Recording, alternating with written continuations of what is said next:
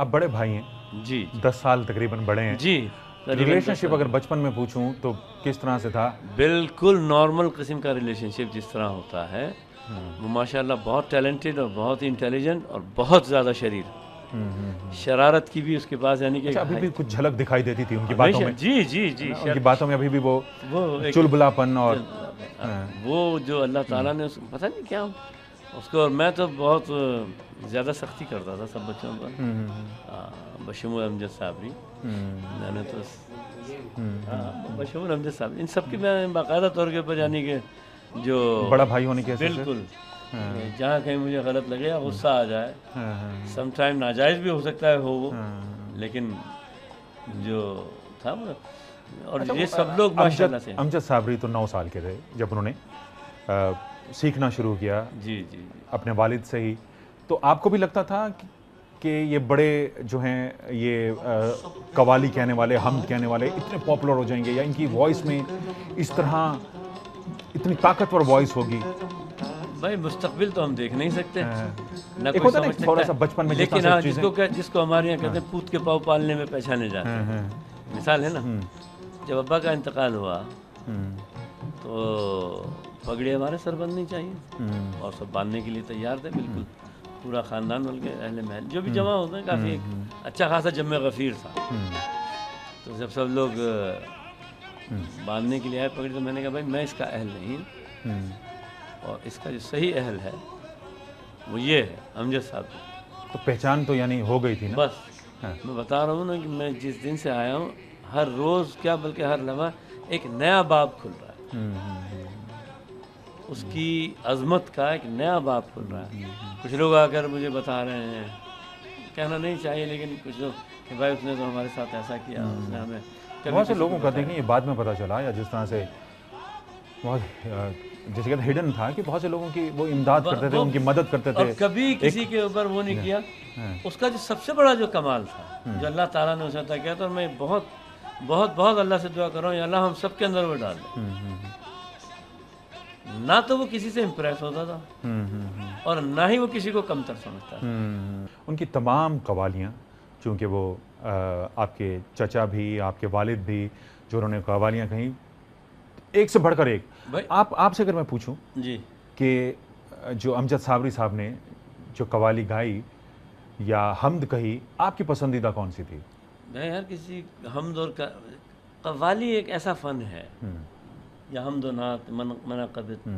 بزرگان دین، یہ ایک ایسا ہے اس کے اندر کسی چیز کو ہم کم پسند کر ہی نہیں سکتے، ہر وقت کا ایک لمحہ۔ اب یہ ایک جو نعت ابھی جو اس نے آخر میں پڑھی ہے یہ ماشاءاللہ بچپنے سے پڑھتا ہے اور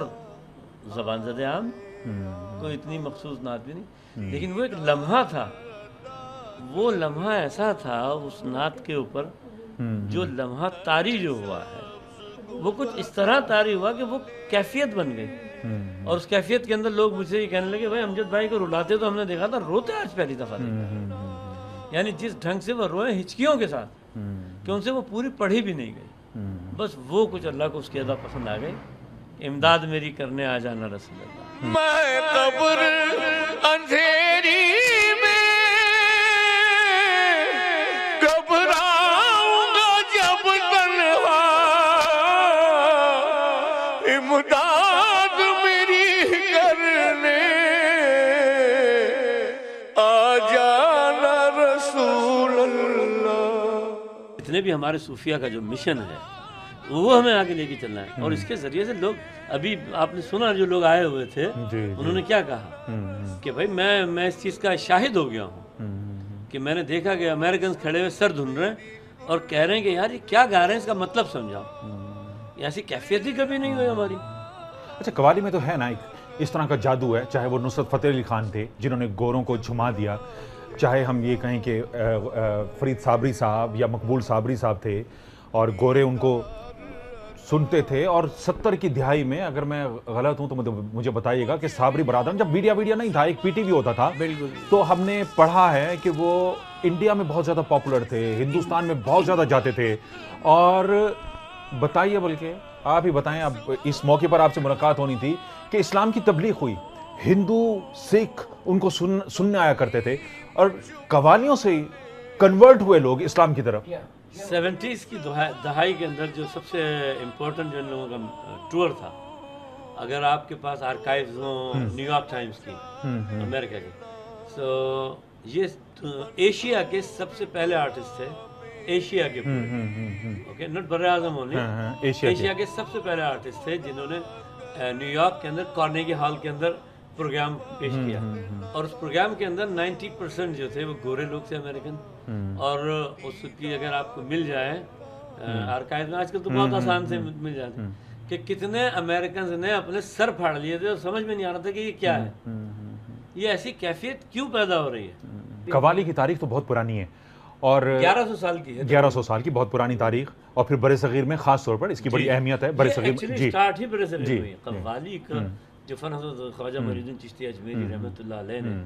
جب وہ تشریف لائے عرب سے، حضور پاک صلی اللہ علیہ وسلم ان کے خواب میں ہے کہ مجھے ہند کی طرف سے ٹھنڈی ہوا کی وہ آ رہی ہے، ٹھنڈی ہوا کے جھونکے آ رہے ہیں، تو آپ ادھر تشریف لائے. قوالی ذریعہ بنی تبلیغ کا، اسلام کی تبلیغ کا. بالکل بالکل. حالانکہ بعض بیچ میں کچھ لوگوں نے اس کو صرف کمائی کا بھی ذریعہ بنا لیا، کمائی کا بھی وہ تو ہر جگہ پر ہے. جب ہم لیکن اچھا اس کی شکل علماء کرام کی بات کرتے ہیں جن کا کام اسلام کی اسلام کی تعریف، تو وہ ہر جگہ پر آ جاتی ہے اس طرح کی چیز. ہندوستان میں تو اس کی شکل ہی بدل دی گئی، وہ مقابلہ مردوں اور عورتوں کا، وہ قوالی نہیں ہے، وہ کچھ اور چیز ہے. قوالی کے اندر سب سے پہلی جو چیز ہے قوال حضرات کا باوضو ہونا، بیٹھنا اور اس کو سمجھنا کہ ہم پڑھ کیا رہے ہیں. آہ من کون